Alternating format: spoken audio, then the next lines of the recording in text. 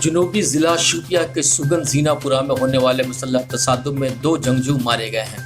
جموں و کشمیر پولیس کے ایک ترجمان نے بتایا کہ شوپیاں کے سگن زینہ پورہ میں ایک مسلح تصادم میں 2 جنگجو مارے گئے۔ انہوں نے مزید کہا کہ سیکورٹی فورسز کے محاصرے میں پھنسنے والے ان جنگجوؤں کو خرد سپردگی اختیار کرنے کی پیشکش کی گئی تھی، جو انہوں نے ٹھکرا دی۔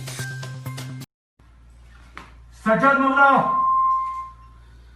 ملا آپ کو اور آپ کے دوست کو بتایا جاتا ہے آپ جلدی ہتھیار ڈال دو اور سرنڈر کرو۔ آپ کو بتایا جاتا ہے آپ جلدی ہتھیار ڈال دو اور سرنڈر کرو۔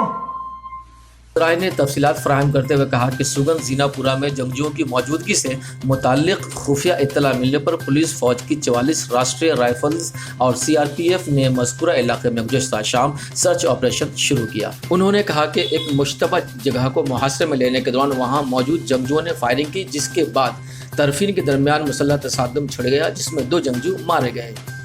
انتظامیہ نے احتیاط کے طور پر ضلع شوپیاں میں موبائل انٹرنیٹ خدمات منقطع کر دی ہے، نیز سیکورٹی فورسز تعینات کر دی ہے۔